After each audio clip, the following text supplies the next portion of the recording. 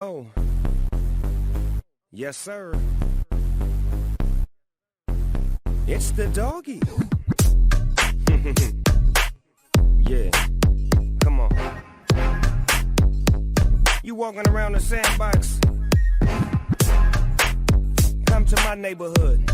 Ubisoft, right? Yep. Off. That was it, right? I believe so. Yes. Yeah. Hey, I'm gonna go ahead and go live because I'm gonna go ahead and go live, guys. Okay.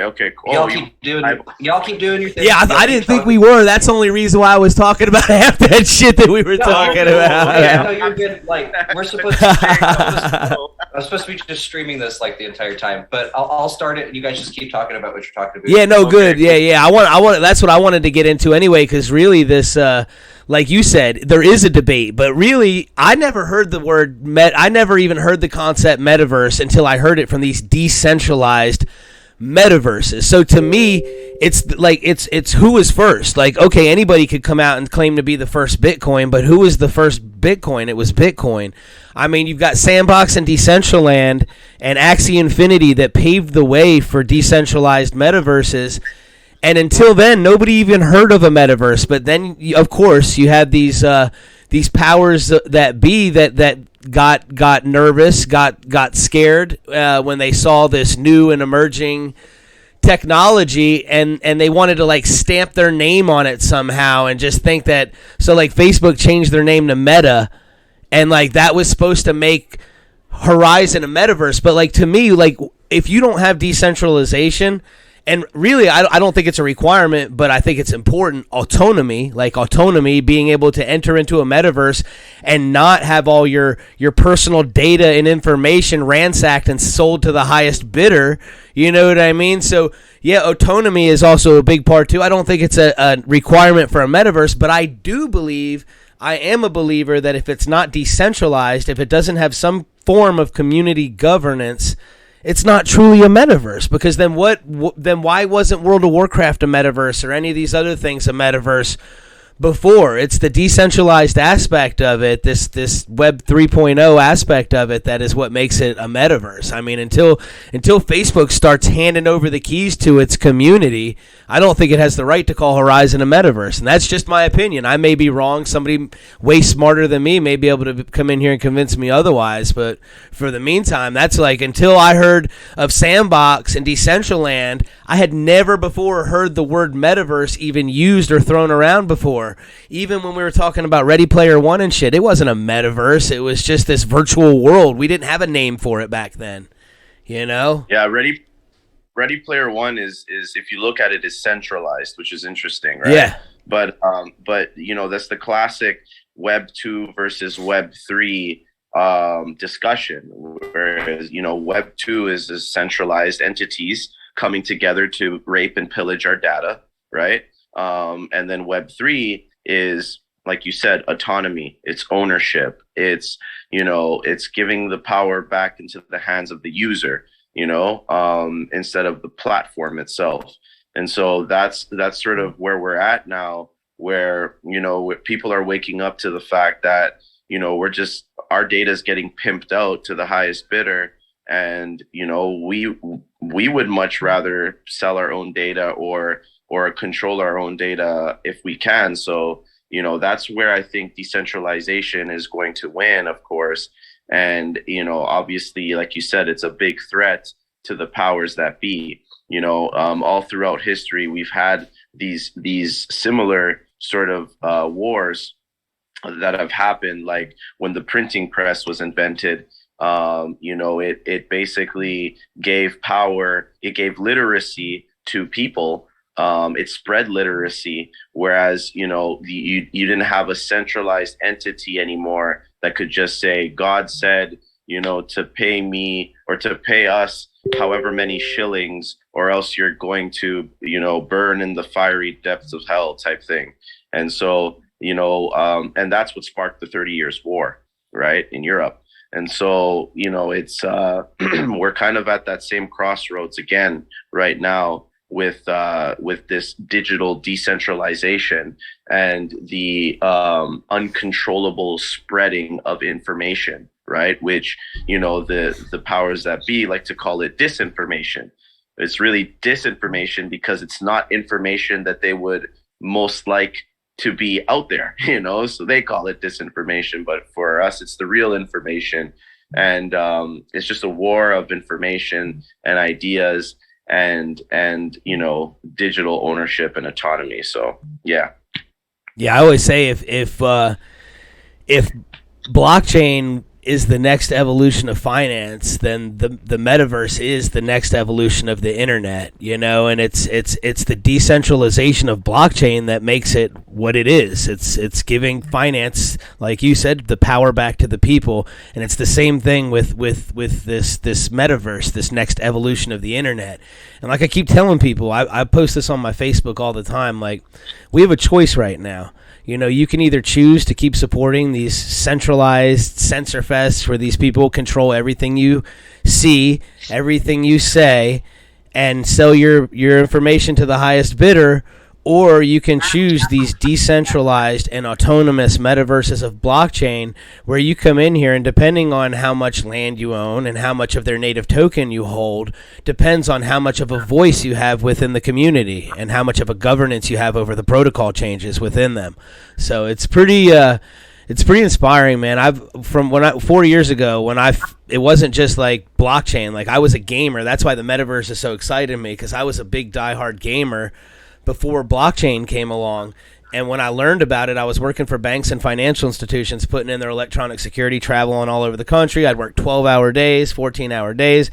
I'd go back to my hotel room, and I would play video games, play World of Warcraft for a few hours. And actually, most of the time, I didn't work 12, 14-hour days. I was during banking hours, but it was when I met John where he turned me on to this stuff, and it was like, man, I really had to step it up, because it was like, we were doing hard stuff. We started messing around with Flare Network, and we were trying to use their farming, and really had mastered their farming. And in their contest, we were like top 100, ready to win that shit, because I had like 8 different accounts going. I had 2 different accounts that I was running just to see what would happen ahead of time before I would make a move, and then I would make it on one of my other test accounts before I made it on my real one.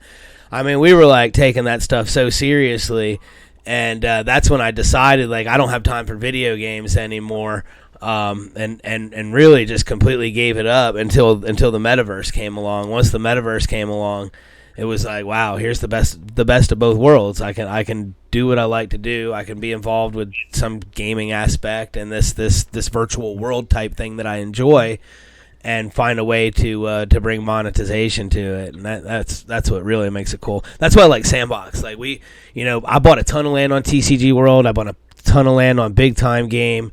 But Sandbox is where I really chose to focus building first, because they seem the most suitable to have everything working like as soon as possible. Like, they've been with their roadmap super aggressive. They've stayed on top of it. They said they were going to have Game Maker available for Mac. They said they were going to have the Alpha 2 available for Mac, and they did. And then they said they would have Game Maker available for Mac in April. They did.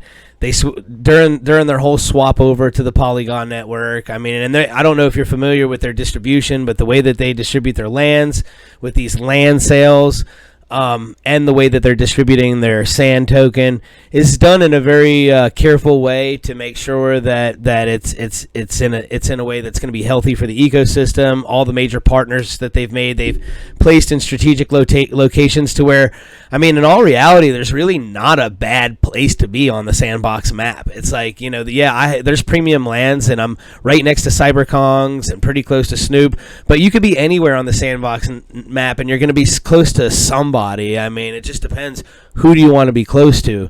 They did a really good job of placing their strategic partners around, and still have some empty spaces to fill, which they're filling pretty quickly. Adidas, Snoop Dogg, Walking Dead, Binance, CoinMarketCap. They're all major partners and building with tons and tons. I mean, Binance owns a ridiculous amount of land on the Sandbox map. It's not even funny. But yeah, and that's just one of them. TCG World's the same. They're making big partners fast, and it's only going to become crazier.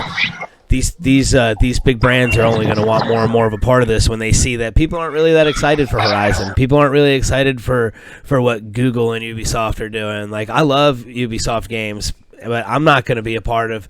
If I have a choice between centralization and decentralization, I'm going to choose decentralization and help contribute and make them just as good as these AAA games and competitors that are all massing together to come against them. So. And if you're not familiar with big time games, you've got the co-founder of Decentraland, you've got the owner, the lead game developers of Gears of War and God of War, the lead level designer of Call of Duty and Fortnite, and the lead art director of World of Warcraft have all come together to create their own decentralized metaverse platform. So I mean, not everybody's choosing to align with these big tech companies and stuff. So I think there's going to be a lot of choices out there, and I think people are going to choose the ones that best suit what they're looking for. Like, we didn't really have much of a choice until now. It's either centralized Facebook, centralized Twitter, centralized everything there is out there, and now we really have a choice. So pretty cool. What do you think about Elon Musk trying to purchase Twitter? I love it.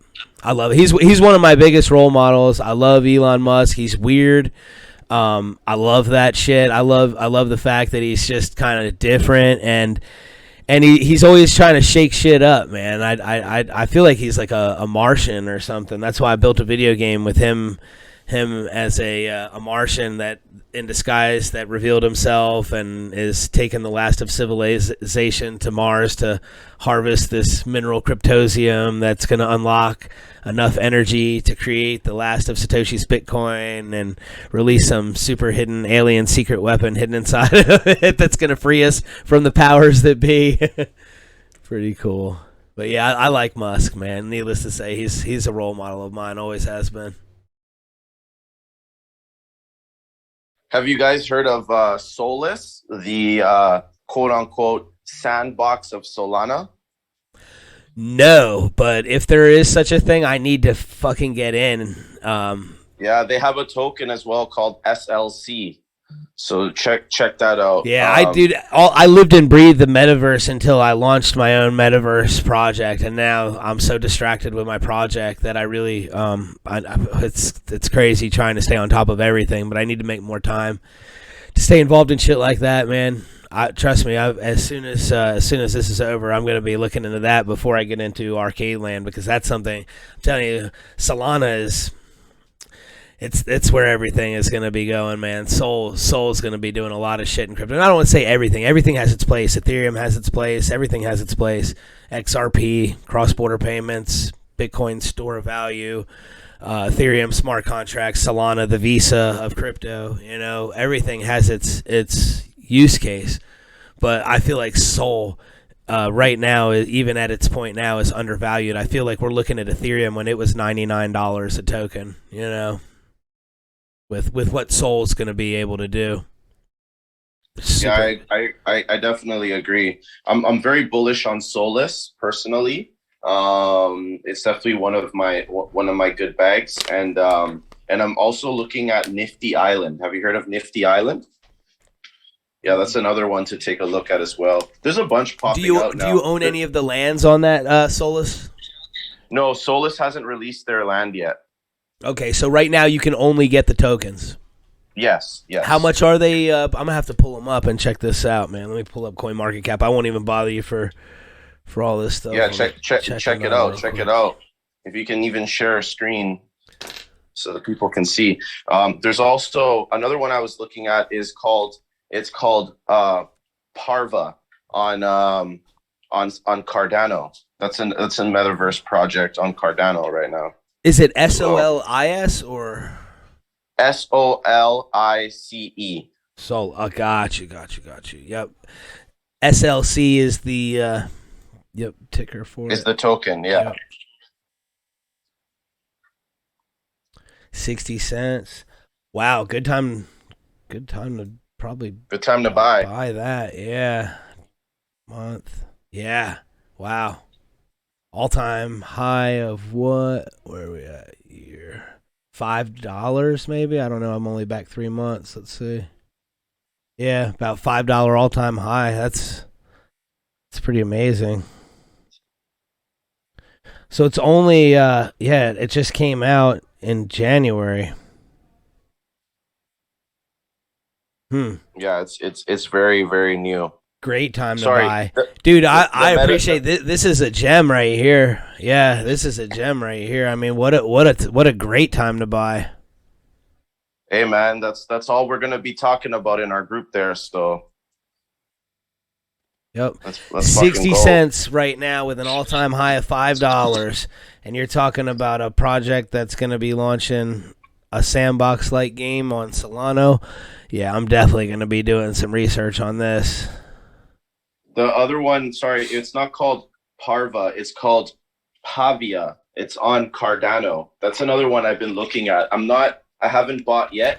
But yeah, they're very interesting. I used to really like Cardano, man. I was an early investor. I was buying a lot of it at 6 cents, like 2 years ago, 3 years ago, however long ago when Corona hit. I remember Corona hit and Cardano was 6 cents, and I was just buying the crap out of it.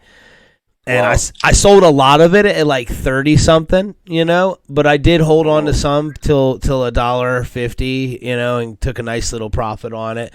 But I'm not as excited. Like I believe Cardano missed a lot of huge opportunities.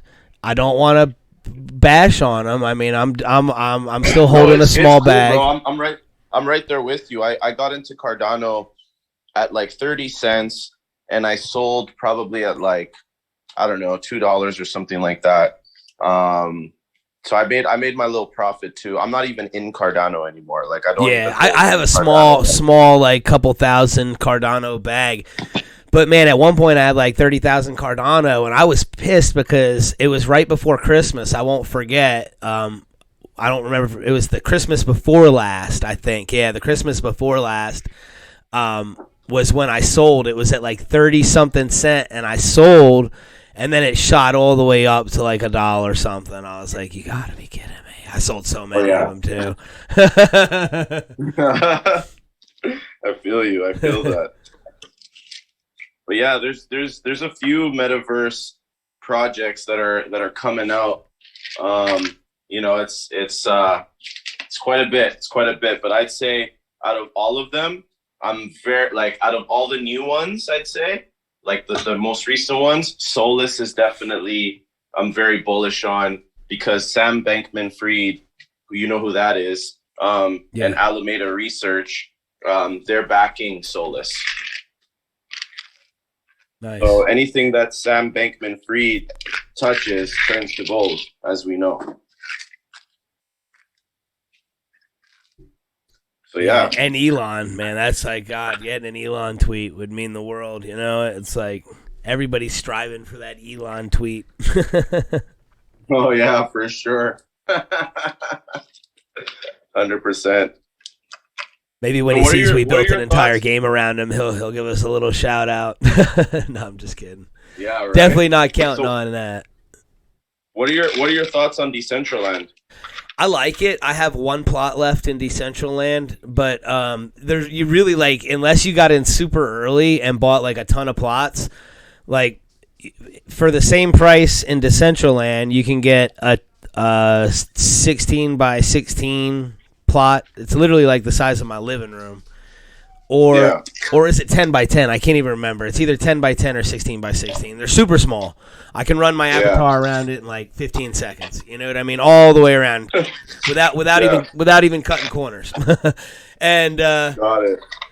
And whereas in Sandbox for that price, you get what is it? 90 by 90 meters. 90 meters by 90 meters by 100, and then so you get 90 by 90 square, but then your height is like 165 or something like that. So it's like you can build vertically like crazy high. So like on one of my maps that I built, like my social hub that I built for the Lands of the Meta community that's gonna launch when the Sandbox releases their actual game, and we can mint onto our lands instead of just releasing our games as like demos into the gallery.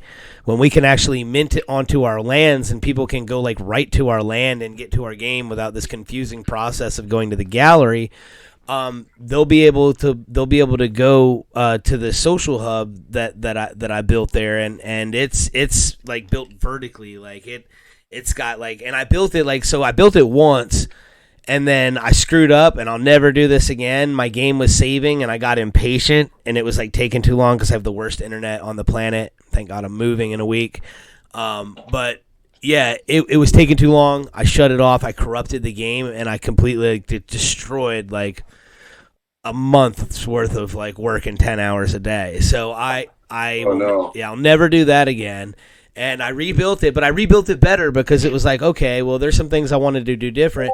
And learning as you know, as you develop these games, you really needed to develop them from the inside out. So if you're going to build like lower level stuff, especially on this game maker platform that the Sandbox has now, it's a bit primitive, so you have to like you have to build it from the inside out. You have to build it from the down up. So I did an underground hotel, nightclub, art gallery, and casino.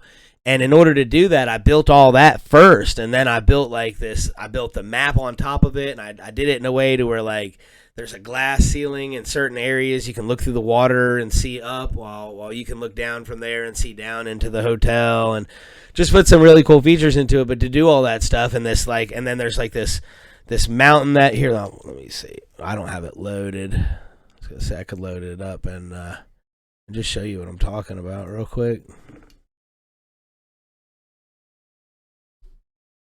Load this thing up, but yeah, it's like, and then it goes vertically though, like, and in order to do that, you have to build all that from the inside out. But then, like, because I get sidetracked with my horrible ADHD, what I was getting back to is how tall it is. Like, I've got an obstacle course that goes in between this whole inner level thing and takes you to all these like hidden areas, and then you can go through this whole other place through the soccer field and around the back and up this elevator.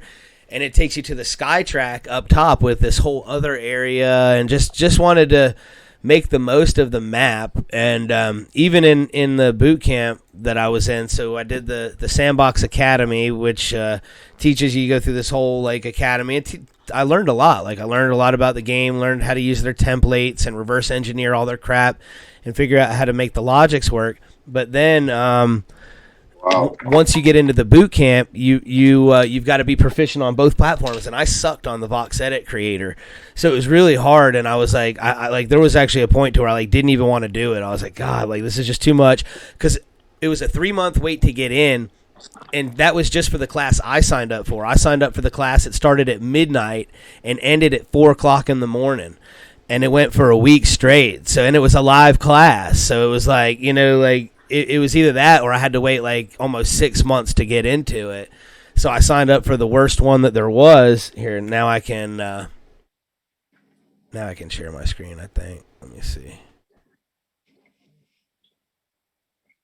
How do I get back? You should be able to share your screen. I minimized it. There we go. All right, share screen. So did it share? Yeah, there it goes. Yeah, it's loaded. So yeah, it was just it took forever to get into, and it was not a comfortable class to do because it was so late. But even Becky Ladoff, who was the instructor and one of the people on the Sandbox team I still have connections with, was just blown away. She was like, "Oh my God, I've never seen like floating islands like this." And honestly, until I had really done them in the class, I had never seen them in the gallery that much either. Now I see, not trying to say people copied, but tons of people definitely doing floating islands now. And everything that was built, like I said, had to be built from the ground up. Like this whole hotel, casino, nightclub, all these rooms had to be created and detailed, even though I'm changing the scenery to this new texture and pattern. It might change even again, but just was exploring with different colors and patterns and stuff like that. This is the art gallery.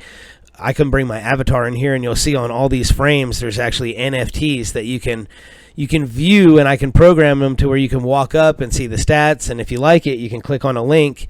Here, because I always tell everybody about this, and I never have it set up when I come in here, so let me just program one real quick like I'm telling you about and show you wow, that's really cool, man. What it is I'm talking about. So let me see. I'm pretty sure I can just take let's do a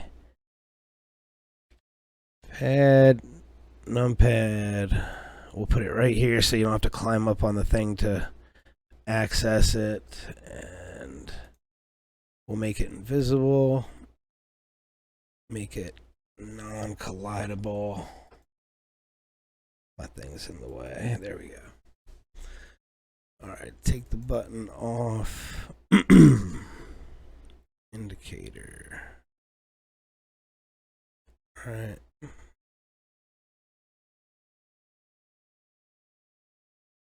Once I set this up, let me see, NFT details, show NFT asset. All right, so now I can go in here.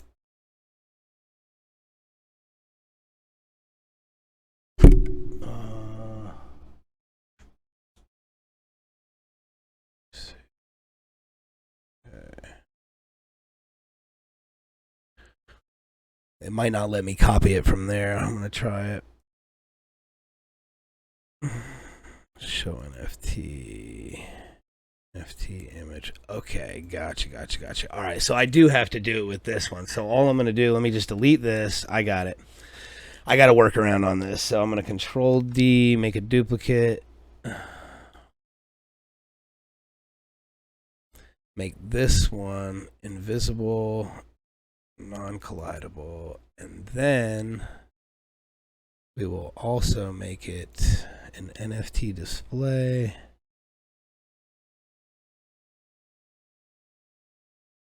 Show NFT info of the asset of the NFT image. There we go.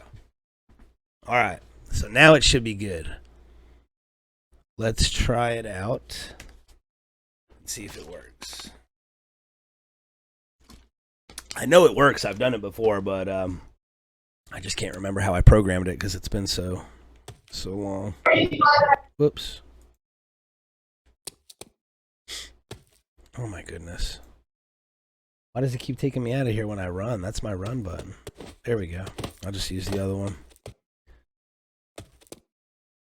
But yeah, all this, like, to have it, the elevators and everything and all this hollowed out, like, it all had to be built from the inside out as you do it to really maximize space and make it all work.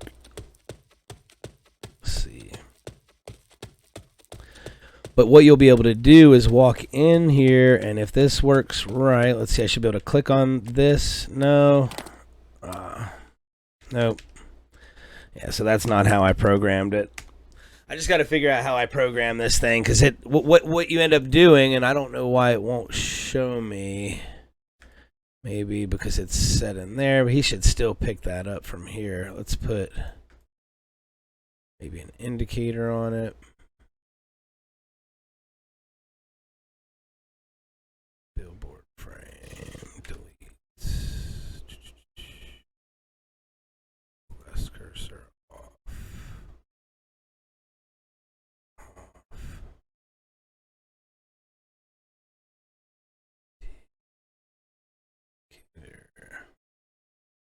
There we go. All right, let's try this one last time here. Let me move it a little bit further out. I mean, everything should be right. NFT image and then NFT display. Show NFT info from the NFT image. Ignore lighting. Yeah, everything should be legit. Let's save the trip and just move this thing over here in case it's wrong. That's tired of running back and forth. And if anybody, I mean, if somebody wants to talk while I'm doing this, I don't want to bore everybody with what I'm trying to figure out here. Let me see.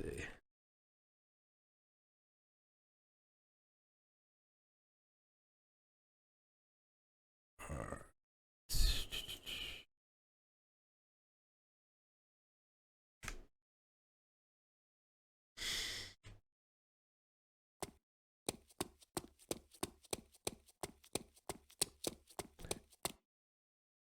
Yeah, maybe because I made it invisible. So let me just do one last thing here, and I'll show you what I'm talking about.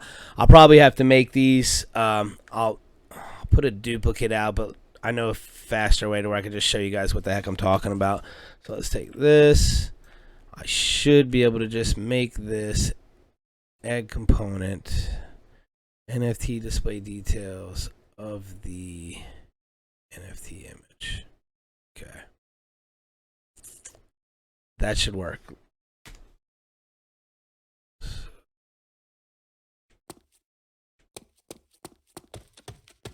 And it is in alpha, so sometimes it does get glitchy as well. Yeah, it's not wanting to cooperate with me for some reason.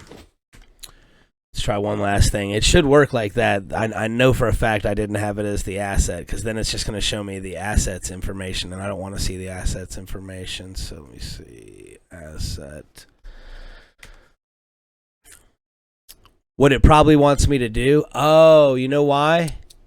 Because I don't have that one in this wallet, and it will only let you do the ones that you own. So let's try this. I know that's probably what it is. That one is in a different wallet, but I do have, let me see, I should have just about all of these in here. Let's see, this one is XRP. I know I have that one. So let's do NFT details, interact, message required. What? Indicator.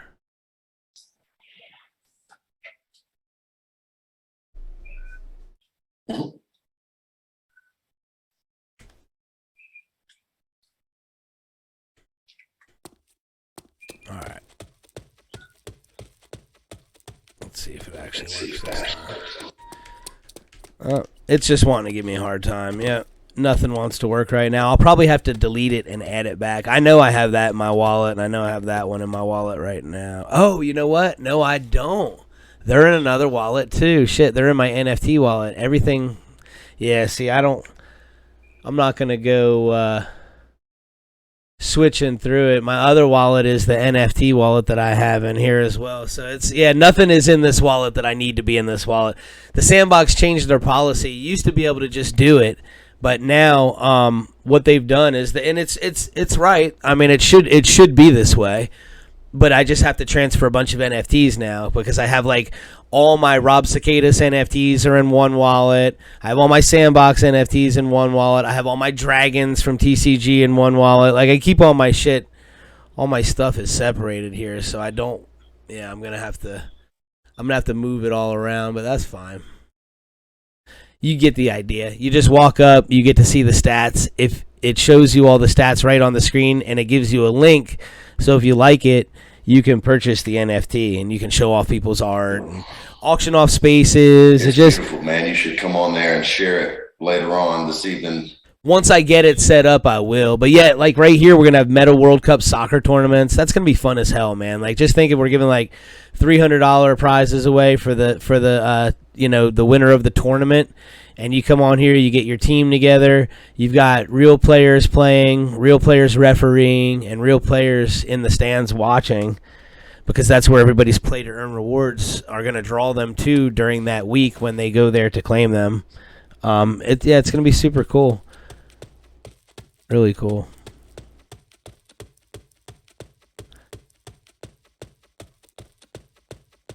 And all these hotel rooms you can go into, they're going to be customizable. Like I said, I want to have an NFT set created that's going to correspond to these hotel rooms, to where like when we do like our first NFT drop, the environment aspect of it on OpenSea, if it says the Lands of the Meta Hotel, it'll have a room number, and only the person that has that NFT will have access to that room. And all this stuff needs to be redone. Like this isn't what they're going to look like. I forgot which ones I had actually finished and put furniture and stuff in. Let me see. I think they're upstairs. Maybe this one. No. That one. No. I don't know. Yeah, there's like 2 rooms that I actually finished out with all the furniture that I have. All that stuff was when I first started and only had like 10 NFTs in my inventory, and now I have like 400 pages of NFTs in my inventory to build with. Each page has like 25 NFTs on it.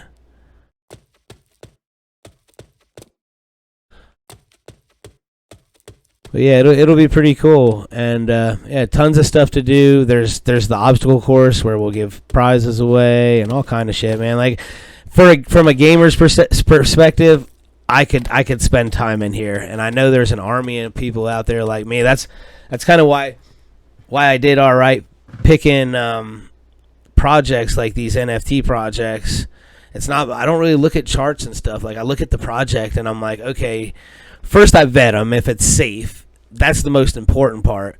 Once I determine if it's safe and what they're saying is real, that's when I'm like, okay, I really start looking at it and looking at it from the geek that I am, because like with the NFTs, that's how I really picked a lot of the good NFT projects I got into. That's how I picked Sandbox over a year ago before it was really even popular. I was buying sand at 50 cents and buying premium lands at $2,000 a piece that I'm getting 50 and 40 ETH offers for on now.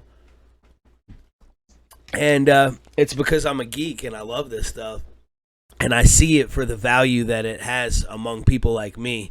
And I know there's an army of people out there like me that will really enjoy this. People like, I used to collect comic books. If you're a collector, man, NFTs are going to be huge for people that are like baseball card, comic book card, comic book collectors. If you're a collector, I was a collector. I'm a huge action figure collector. Yeah, and so I was a comic book collector, man. I collected Image and Valiant comics, man. I had all the spawns. I actually lost them all in a storage unit, and I recollected most of them. Like, I literally lost all my shit and rebought it back because it was that important to me. And that's how much I cared about it. Comic book by comic book. That must have been devastating, bro. It was, dude. I lost everything I owned, man. I couldn't believe it. I was in Puerto Rico working, and I'd just gotten out of the military. I was out of the Army for like a couple years, was working for this company, and they sent me over there. I put all my shit in a storage unit because I was going to be over in Puerto Rico for like a year. And I would pay my bill every like 2 months, every 3 months. I knew these people. They didn't care. You know, that's how I did it. Instead of like, I didn't know it was a thing to lose all your stuff. I figured when they opened it up and saw like my $5,000 kitchen table, it was a gravity table that just leaned together, these two pieces with a bar that slid in the middle, and it leaned with the glass sitting on top. You know, when they saw like I had all this stuff, they would know that I wasn't gonna like not come back for $120 bill. I didn't know that selling all your shit was a thing back then. This was like in the 90s, you know. Wow. So yeah, I lost everything, man. Everything I owned, man. My dad died when I was a kid, left me all his stuff. I lost it all, everything he left me, all his pictures. All the pictures I took. I went to like all these concerts. I saw Wu-Tang and Rage Against the Machine in Camden. I went to Smoking Grooves and saw Busta Rhymes at the PNC Bank Art Center in Jersey. I mean, I went to so many concerts. I saw Snoop Dogg. My first concert ever was my first real concert. I'd been to shows before, but my first real concert was Lollapalooza 97, and it was at Randall's Island, New York City. I saw Snoop Dogg play, and it was one of the best concerts I'd ever been to. Tool was there. It was really good. But I had all the memorabilia from that. Every concert, I would buy a shirt and take pictures. And that was back then when you had to drop off your disposable at the damn drugstore and wait 4 days, 5 days for them to process your crap. Yeah. The Fuji film. The Fuji film. Crazy. Oh man, I feel that, bro. But you know, possessions are just material things that, you know, as long as we have our lives, you know. It's crazy because even the ones I had like Exo Manowars that were signed by Bert Sears, and I had Spawns that were signed by Todd McFarlane. Or Tim McFarlane, right? God, it's been so long since. Todd. You're right. Todd. Yeah, McFarlane. God, it's been so long. But I was such a geek, man, and I got them all back, man. Like, I bought during Corona when like these things were like next to nothing, man. Everybody was just selling everything, and I was gobbling up crypto. I was gobbling up comic books, gobbling up all the stuff I wanted, man. Yeah, I started my action figure collection during Corona. Nice. Yeah. Nice. I'm such a geek for that too, though, man. Like, my son, he's 6, and I've got them collect. Like I could say I've got an action figure collection too, but they're really my son's. But I think I enjoy them more than he does. Like I'm like they got to stay on the shelf, and I'm like, but did you make sure you put them back and don't bang them up? I mean, I can't keep them in the box. I'm sure yours are probably a lot of them still in the package if you can help it, but. They're all mine are all in the package. Yeah. Some dude, like some of these, man. Like, hold on, let me get you these ones, dude. Like, these were super expensive, dude.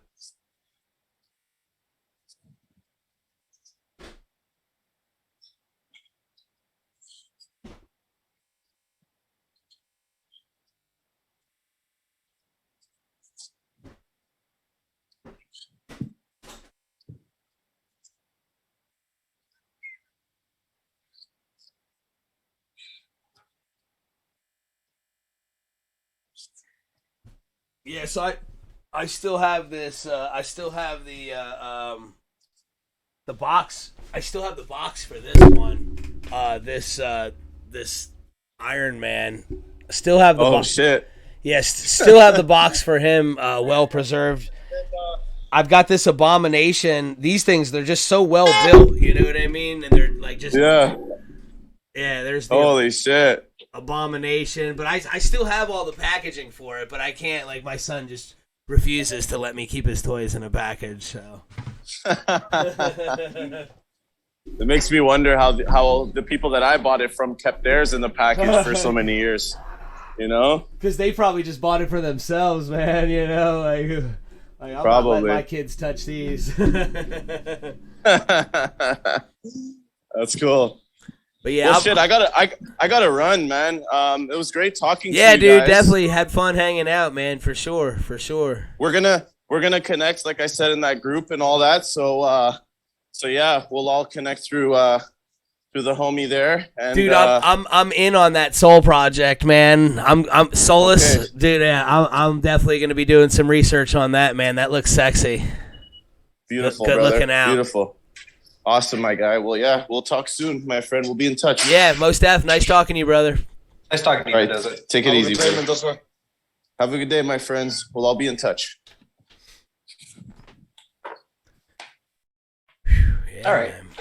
And welcome, if you're just now joining us, to the 24/7 Crypto Studio live stream chat. We just talked to somebody and Justin. Mendoza. Mendoza, that's right. Mendoza! You ever watch The Simpsons? No, I do, but not enough to know all. Like I get into shows, man. Like I've been watching a lot of Danny McBride stuff lately. Oh my god, so funny. That's awesome. What have you been watching? The Righteous Gemstones is just absolutely hilarious. They play Danny McBride and I forget who the other actor is, but he plays in Principles also, man. If you haven't seen Principles, it's the funniest show you'll ever watch, man. Literally the funniest show you'll ever watch. So funny. Danny McBride, this other funny dude, I can't remember his name. He played in Sons of Anarchy. He played the transvestite in Sons of Anarchy, if you know who I'm talking about. Did a really good job playing the role, but just like knocks it out of the park with Danny McBride in both Royal Gemstones or Righteous Gemstones and Principles. And then there's Eastbound and Down too, which is super super funny. They all have Danny McBride in them, and I mean if you know who Danny McBride is from he played in Pineapple Express, and he's in a bunch of funny ass movies, man. He's just I know the name. I've definitely seen Pineapple Express. So funny. Hey, so out of curiosity, with your metaverse, like where exactly do you see your metaverse going and developing in the next year to two? Well, I see it even like in the next 5 to 10 years. I have a plan and a roadmap for, but in the next year or two, within the next few months, I see our launch on the Sandbox Social Hub, which is really going to get us rolling, and that should really, really get stuff moving for the project, because that's the exciting part of it. These single player games, they're cool and everything, but they're not entertaining like getting into a world with your friends and being able to do stuff with them and take part in a virtual space together with people and play cooperatively with your friends. So like that's going to be the difference with the social hub. Once that comes out, we're going to that is all built right now. So like there's not a whole lot of development still to be done on that. As soon as that rolls out, I'll immediately and actually I'm going to immediately start building in TCG World as soon as I have access. And that's another reason why I would like to get my hands on a diamond plot, because I'll have access a little bit sooner.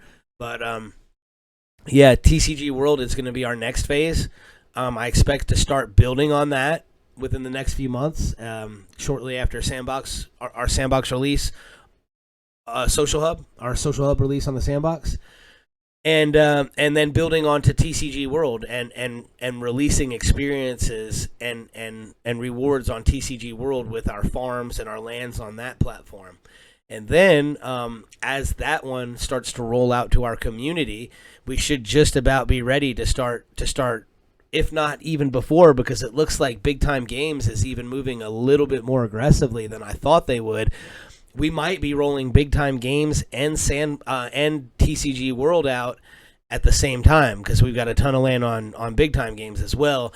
And if there's any, like, I don't know if you've ever played like World of Warcraft, but it's going to be like a guild style play to earn system. So like you're gonna be like, yeah, you can do single player stuff, but it's gonna be one of those games to where like strength is in numbers. You know what I mean? That's how these games work. Like you want to be with the strongest guild, you want to be with the best guild if you want to get the best equipment, or else you're just not gonna have a shot to get through these parts. Like World of Kings, I remember there were bosses where we would go in and you choose your groups. There's only I forget how many people could go into a map at once on those, but it was like maybe 15 people, 20 people, 30 people. I can't remember. It was like years ago, but they were hand selected, and I was a healer, and I was pissed because I knew I was the best healer on the freaking game, but this guy kept letting his buddy get in, and one time they let me on, and they never let that dude's buddy play again, because I came on there as my healer, and like you could not die. Like I would just go on there and I would drop spells, and I knew exactly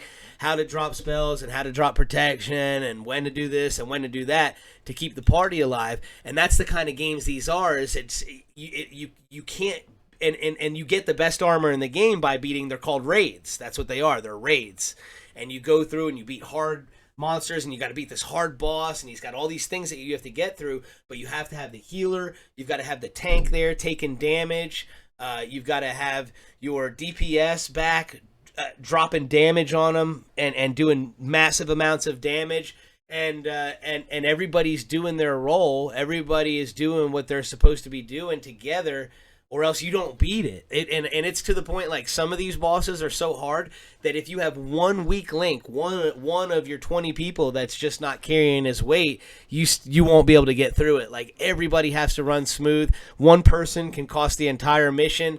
Like, I forget, there was one boss that we were beating, and like at this one point it formed a circle, and if everybody didn't get in the circle, if one person was out of the circle when the meteor hit, everybody else took damage, and it would literally wipe the whole party because this guy was so strong. And like, that's what I'm saying. Like, it really, like, it takes effort, and that's what big time game is going to be, and it's going to create, like, if anybody's ever been a part of that, the amount of hype that is involved in guild wars when you're on the top guild, and you have areas. The way these guild wars work is you have areas where you've got to go farm resources that make you stronger. You've got to farm materials, and when I mean farming, you take your avatar to an area and you fight monsters, and you do whatever you got to do to gain experience or gain materials, whatever you're trying to do to build your character. Sometimes it's like aura, gems, whatever the game requires, but it's usually done in this area that everybody shares, and you battle each other in these areas, and it creates an enormous amount of hype and kind of trash talking, and it's going to be some next level stuff. I think the amount of excitement that brings to the community is going to be insane, and that's just the next few years. I'm looking into even building our own metaverse. I've been doing work on Unreal Engine 5 and Unity as well, even though I've been distracted with the project and I haven't been able to put as much work into that stuff as I was and I'd like to be doing now, as soon as as this machine is running smooth and I can kind of get back more into a game developer role, and less of a project management role, then I will, man, I'm telling you, I'll create some amazing stuff. I've already had so much fun on Unreal Engine 5, and I'm learning really fast. There's so much you can do on there. Literally create our own metaverse and build it on a platform like ZSpace, you know, and host it on a platform like ZSpace.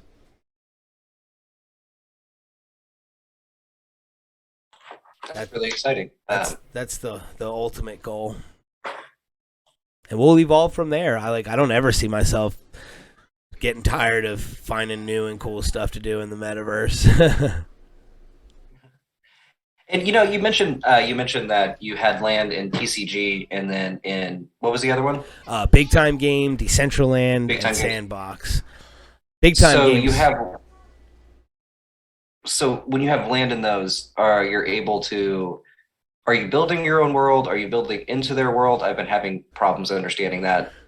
It's a little bit of both. So like on Decentraland, those lands can join together. So on Decentraland, it's like one giant map. Everybody owns a little small piece of it. And when you're standing on your land, even though it's really tiny, you can see everybody else's lands. Like you can see your neighbor's yard, you can see the next yard over, and you can see all around you and all the experiences that everybody has built onto their lands and just walk seamlessly from one experience to the next.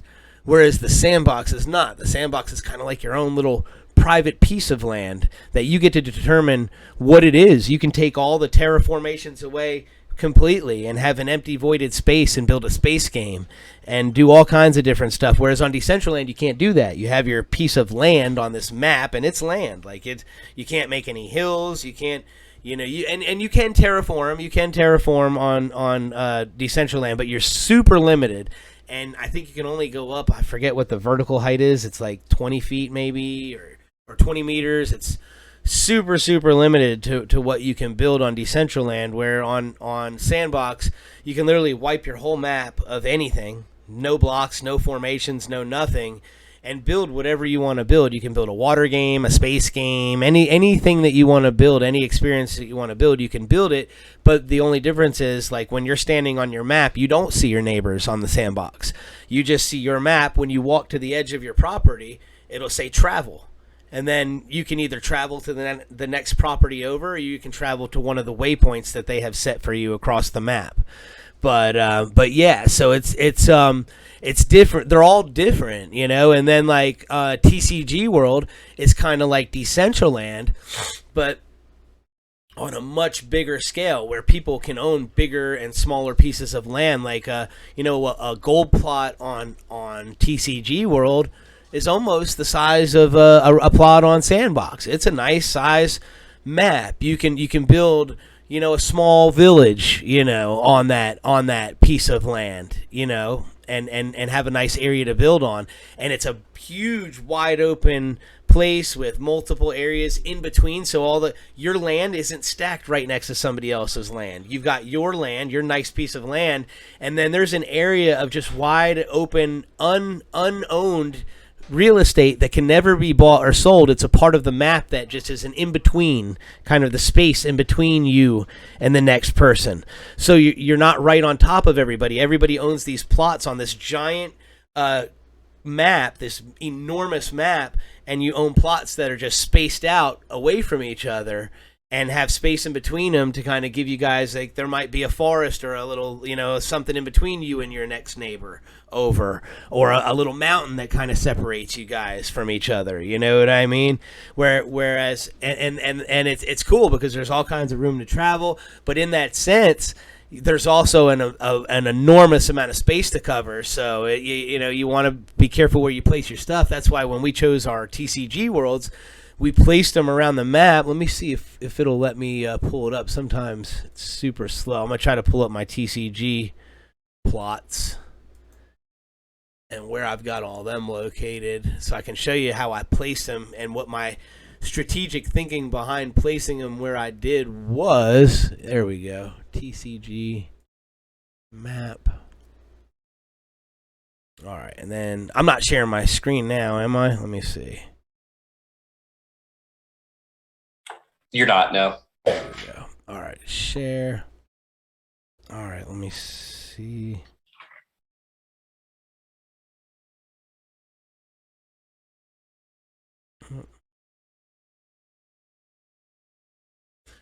So this is the here. Let me put this over here. This is the map for TCG right here. It's still loading. It's not 100% loaded yet. But yeah, so the way it works is you've got the big main city in the middle, and then you've got 4 sections of the map.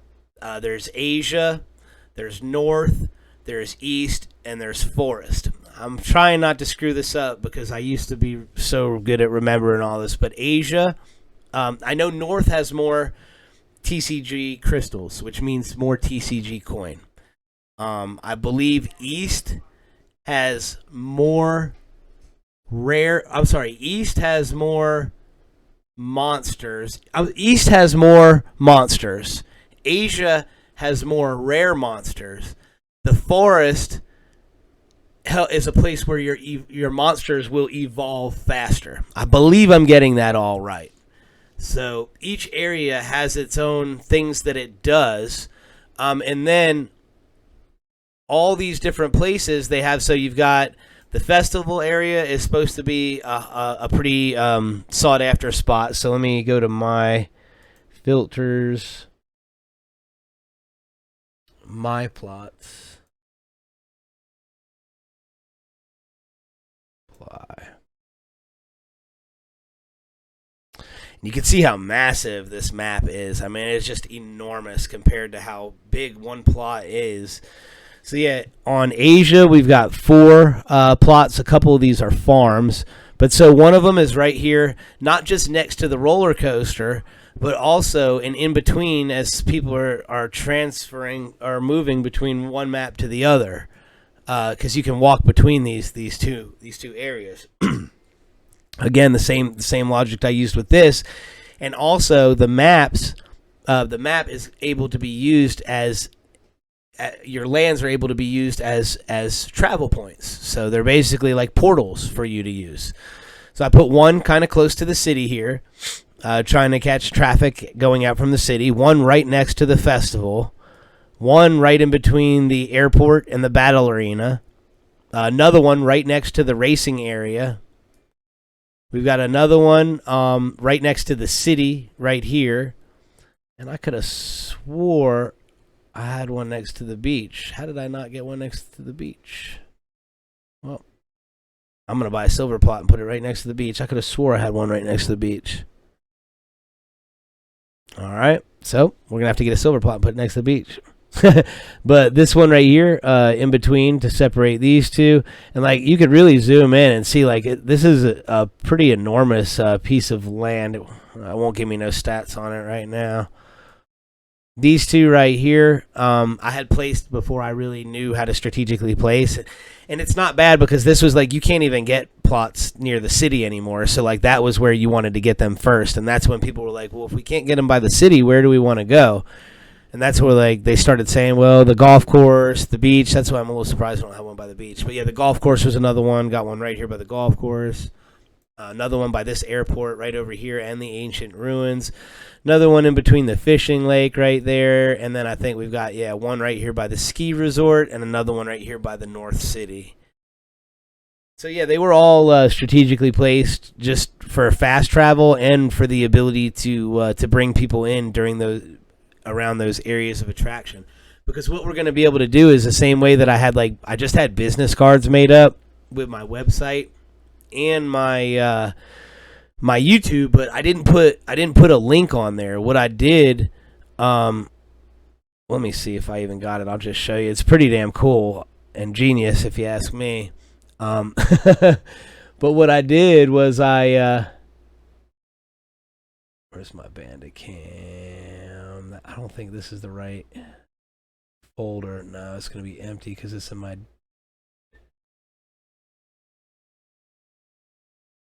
Documents. There it is. This one.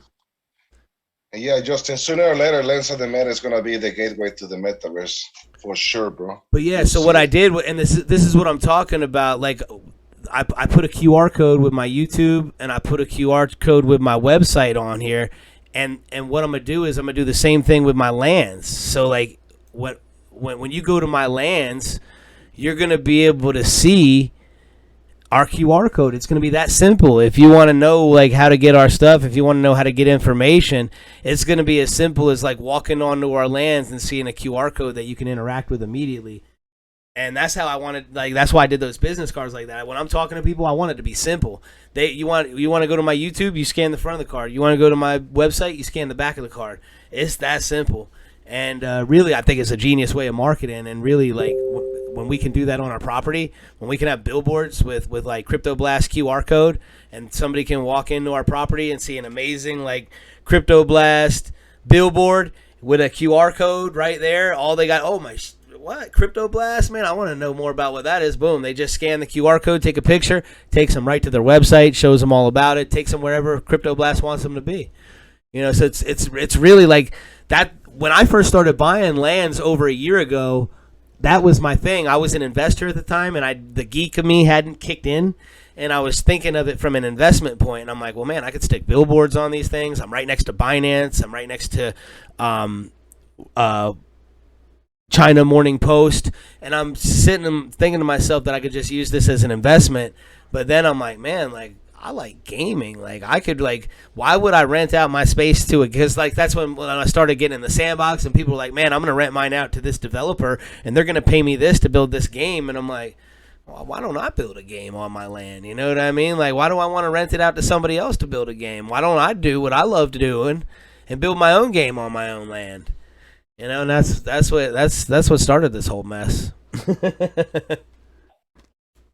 That's what's up. Hey, can you hear me? Yeah, I can hear you loud and clear, brother. Fuck yes. Thank God. Finally. My camera was I love your background, bro. That looks tight. Thanks, bro. Hey, this is from one of these apps. It's like, okay, so if you look at